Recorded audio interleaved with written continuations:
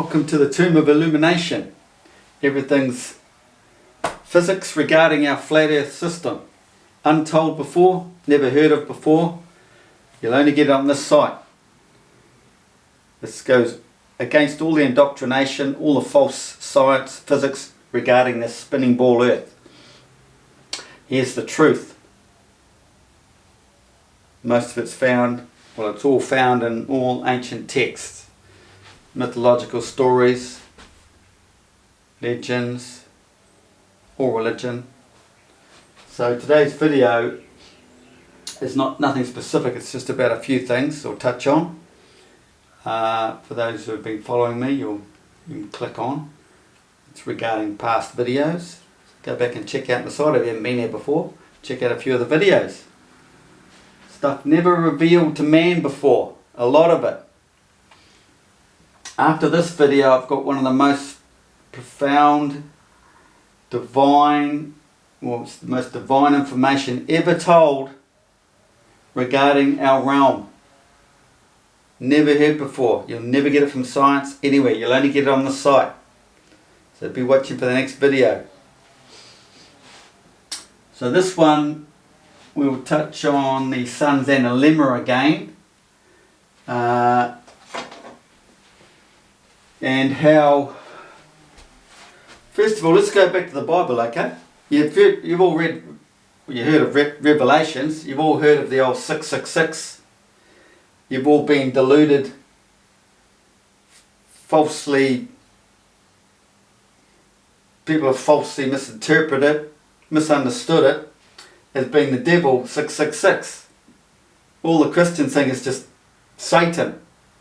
They're all wrong. I understand the whole Bible. You can't say I don't. You just can't. I know it. Okay? So trust me when I tell you this. Revelations, when they talk about the beast, they talk about the cattle, talk about the serpent, the snake, along the ground thou shalt go, and over the fields, over the cattle, over the beasts. The beast is the powerful centre of the northern hemisphere. Trapped in here, the choke point, confinement. That's the beast. It's the strong force. This is the weak force. It's the same energy out here as there is in there, but look, it's more widely dispersed. So it's the weaker force. So if you took a magnetic field cycle, which is basically what Earth is, it's a magnet, and everything's to do with the magnetic field.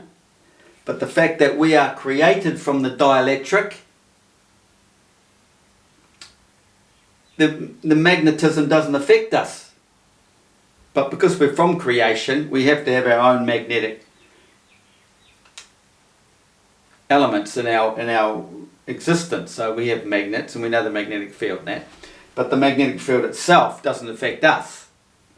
The magnetic field of Earth is basically the magnetic flux, and we are part of it. We exist in that flux, so the flux isn't affecting us. So you need to understand that the two forces in physics, they know that the strong force and the weak force, and so basically it's like a ring magnet. So you've got cycles going out and in, out and in, out and in, out and in all the time. So you have to understand there's a 3-to-2 ratio. Every time it cycles out here and back in again, it's a 2-to-3 ratio pattern. That's phi. That's what it sounds like, 5, because 3 and 2 equal 5. So it's getting a wider dispersed cycle out here in the bottom of the analemma. It's a wider dispersed field. And then you come back into the tighter field. So at the end of the day, the energy is the same overall, but because it's a weaker field distributed widely, creates this ratio difference, 2-to-3, which keeps the field flowing, seeking equilibrium. Okay, I've touched on that quite a bit. So I'll move on a bit. So you have to understand, and a lot of people haven't known this, that there's two sun analemmas. We've only been told in science that there's one in here. There's just one analemma we see in the tropical gap. But no one actually sees anything in the tropical gap. We all see it on our arc of horizon. Every man is under a dome like this, his own perspective. It's an arc of horizon. See, the Earth has got one. This is north. This is south. South. It's a slice through the flat Earth. We are always zenith, 90 degrees to zenith, so man is always here observing the universe around him. Everything swings over him like this. So science will tell you it's in here, but whether you call it factual or not, because nothing's actually physical, nothing's actually real, everything's metaphysical. You have to realise we all see one within our arc of horizon. Every man has one. So every man will see one of these anywhere on Earth. If he sets his camera up, he'll take photos at the same time every day for a year. He will get an image of the sun's analemma. Now the thing is, the person in the northern hemisphere will get his looking like this. Anyone in the southern hemisphere will get one looking like this.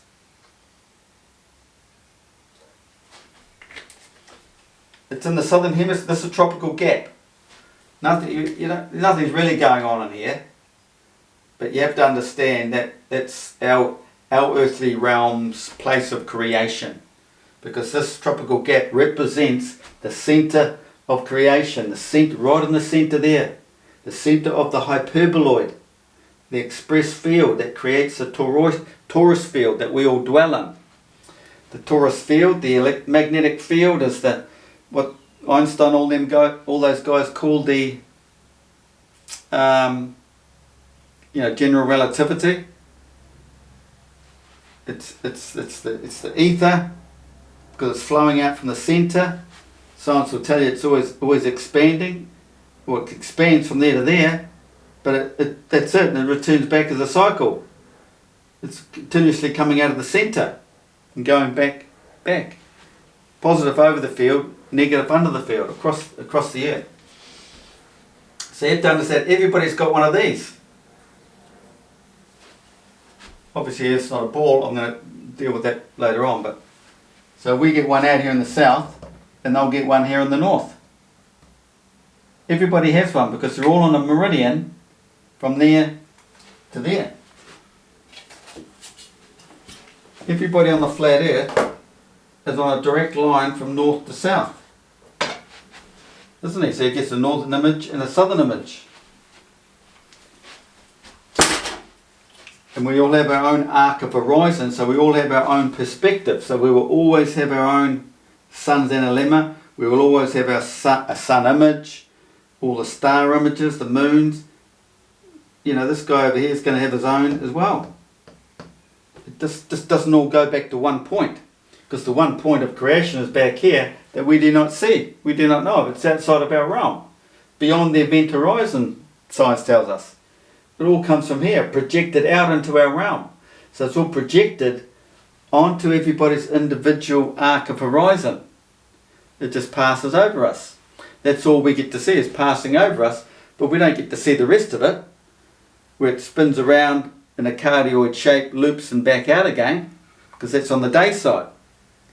If we imagine looking at night and seeing the things go over all day, same thing, if it goes over during the day, it's looping around the back on the night side.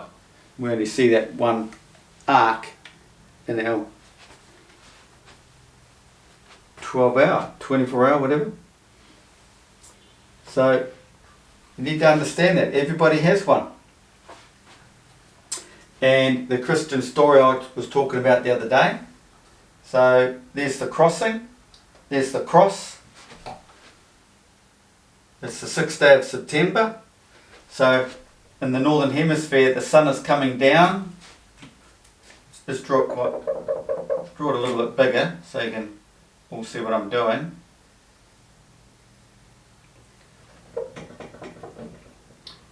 And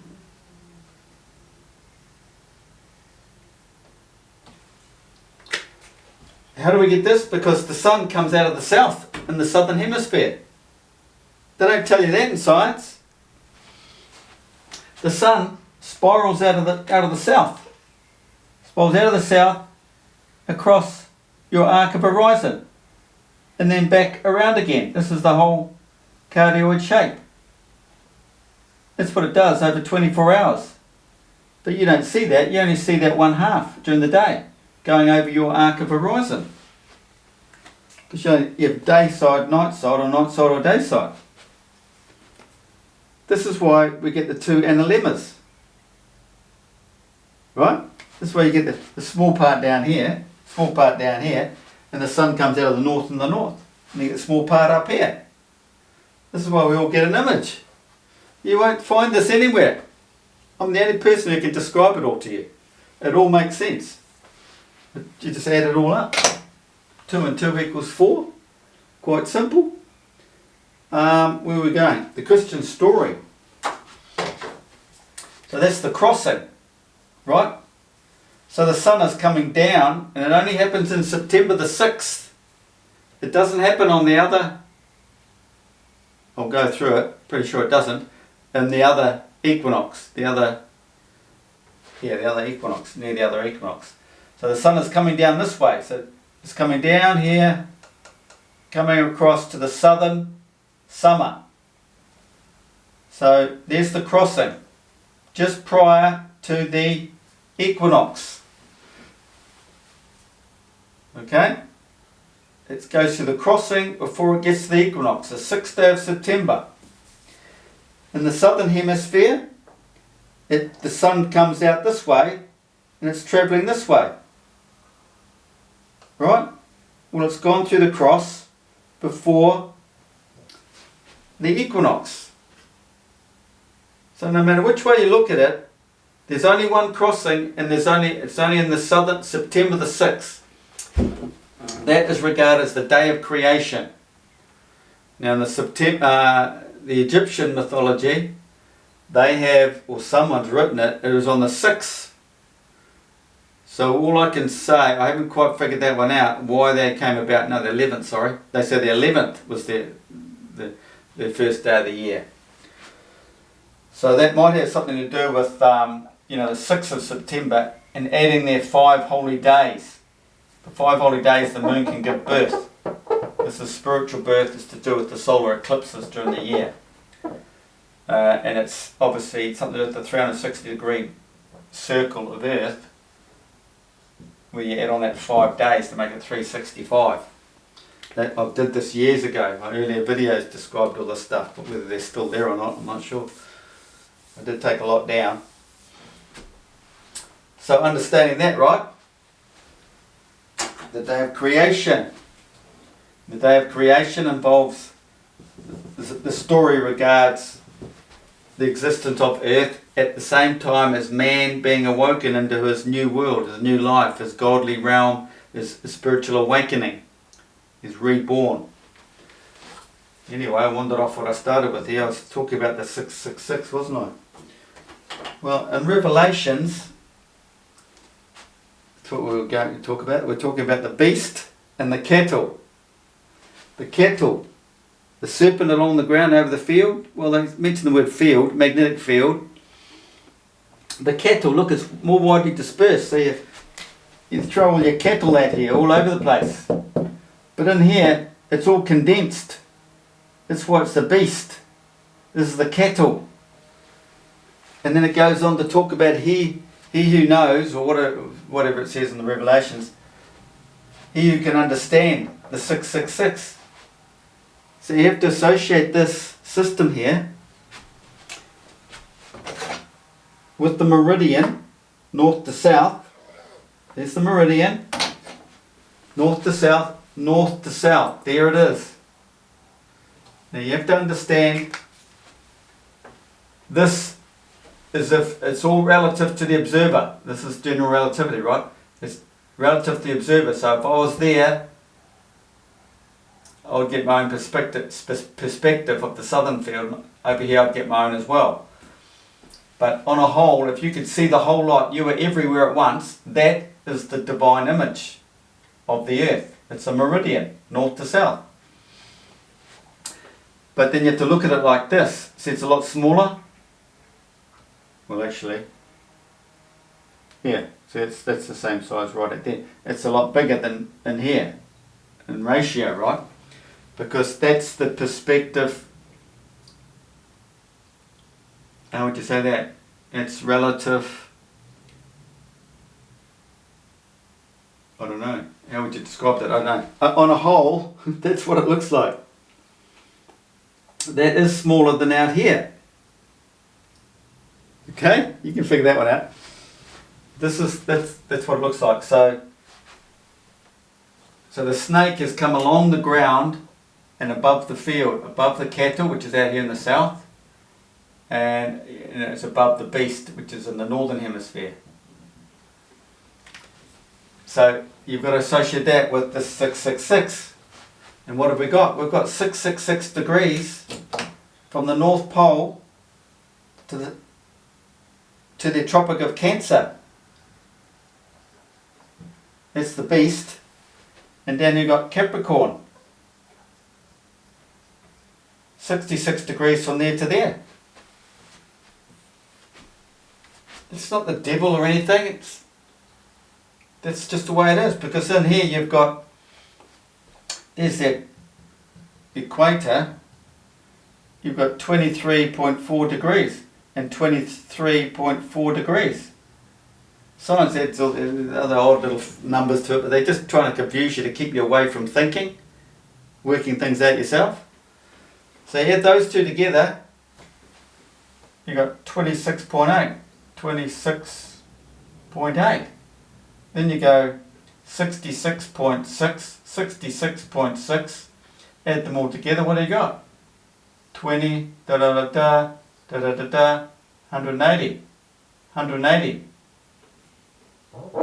180 degrees from the equator to there, or I should be using this drawing, but anyway, from there to there is 180 degrees. That's a 180 degree arc of horizon, 180 degree meridian. It's all there, 66.6 degrees, 66.6 degrees. No man on earth would have told you that.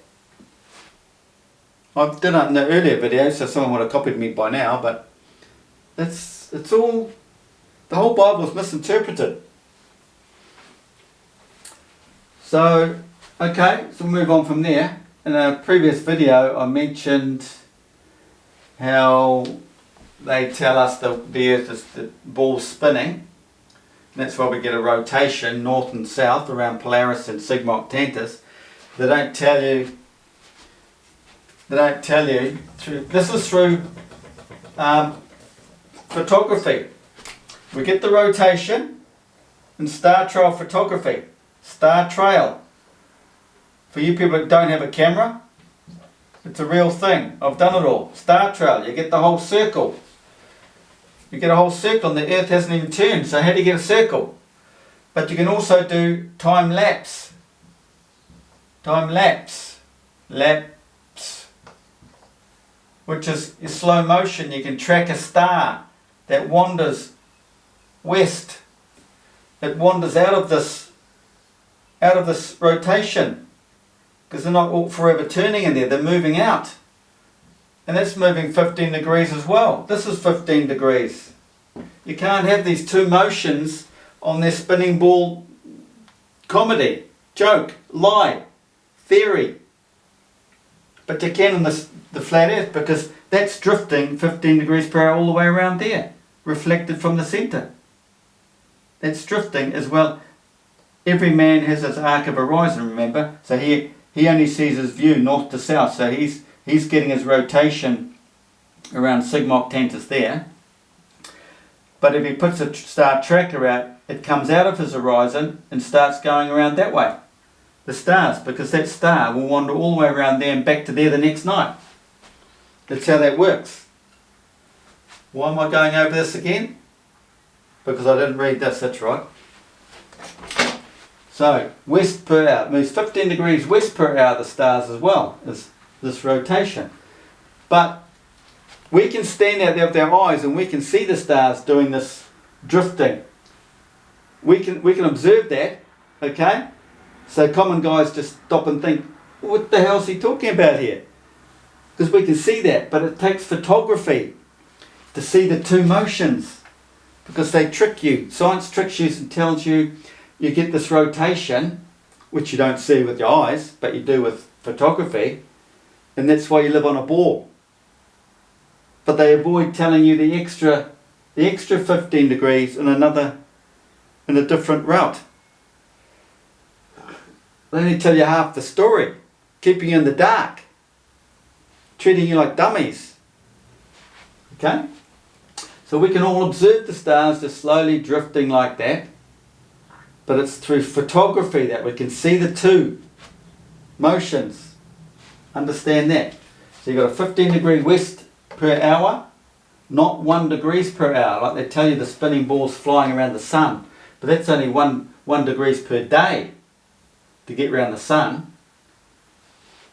The ball Earth is supposed to rotate around the sun over the year, but those stars drifting west don't disappear till the same time next year, do they? No, they're returning back around here after 1 day, 24 hours. No, they're drifting around over our flat Earth to return back at the same place every night, just at a different time, because it is the sun's movement that creates time, not the stars, and the sun is 4 minutes quicker than the stars. Okay? So if you want correct timing,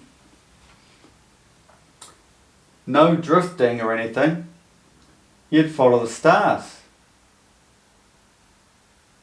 because the sun is racing ahead by 4 minutes. The stars always turn up at the exact same place every day for eternity. Every day it'll be there on your Earth. But the fact is the sun keeps moving around, so you lose track of the star. It can actually get lost in the light of the sun. But the star just proves that Earth isn't flying anywhere. The star stays exactly there. Just like Polaris is going to stay there forever and ever, despite all the bullshit you're told about it moving off. No, it does not move off. It's the Milky Way that turns. That's another story in here. But Polaris always stays dead centre, because Polaris is actually the sun. Check out my earlier videos. Now, here's something else. In religion, these are all meridians, see? That's what they have on their globe.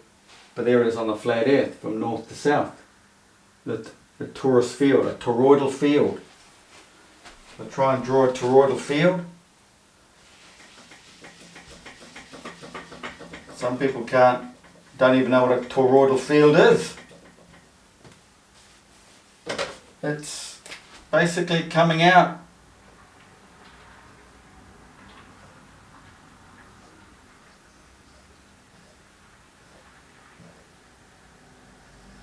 with a bit of a centre like that, a torus.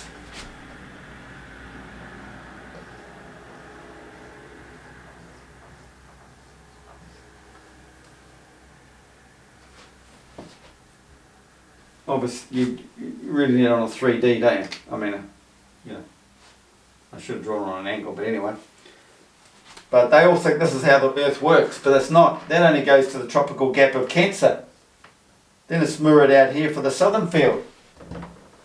Nobody's told you that. You only get it here, because I understand the whole magnetic field. That dropping down there, then going under the ground, then out to the south, is the changing magnetic field. It's a changing magnetic field because the sun is in the dead centre of the black hole here, moving around the black hole. The moving sun creates a changing magnetic field, and the changing magnetic field causes the sun to move around the black hole. So you've got magnetism and electrical. Sun's electrical. The field is a toroidal field. It's got the moon moon in it. That's another story. But anyway, moving on, gold and silver. So let's just say this is the northern hemisphere, right? And out of here, there's the sun. Well, all the way up to the tropical gap, which is around here, is the Milky Way. We don't live in the Milky Way. It's like saying you live in your umbilical cord. No, you are from the umbilical cord. You don't live in your mother's womb. You are from your mother's womb. We see the Milky Way move across our sky every night as it swings over, as all this swings around. Realise it's just the northern hemisphere just here. We get a mirrored one in the south. You could say that's just one of those is the Milky Way, you could say.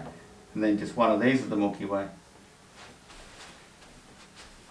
So, the sun is in the Milky Way. The sun's right there at night.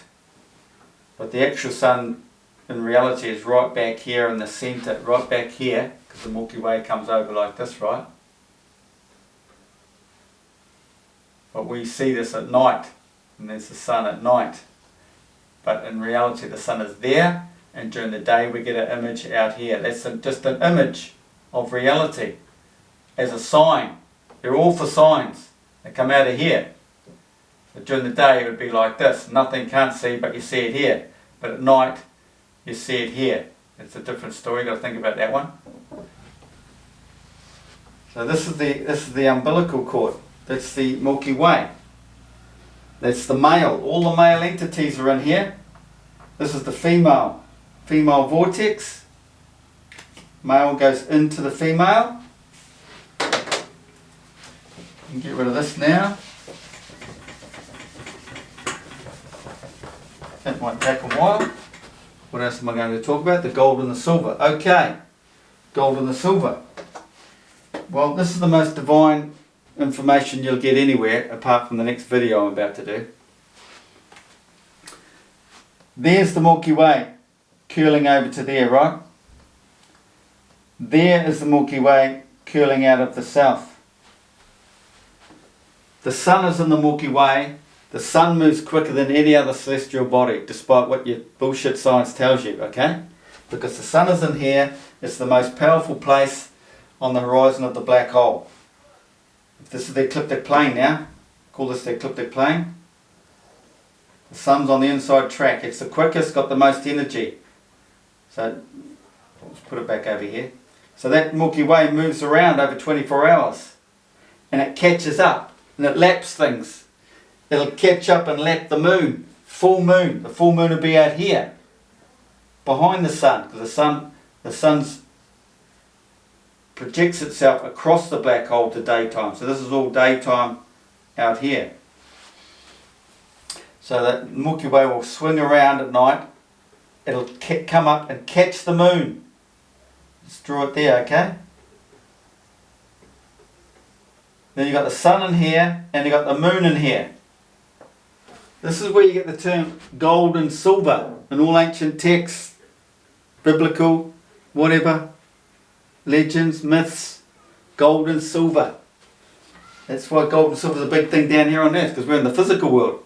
You've got to think of the spiritual world. It's as above, so below. The sun, the whole Milky Way laps and catches up. And this is man's divine hour. The divine hour is when there's an alignment here. That's his divine hour. When this Milky Way reaches this Milky Way. It's all described. Crossing, when he crosses the Jordan or crosses the river, and Christ crosses the water to the other side. Because there's a flow from there to there. The north to south flow. It's the only passage. All these terms, they're all biblical, divine. We have the same thing down here on earth. That's the only passage to pass.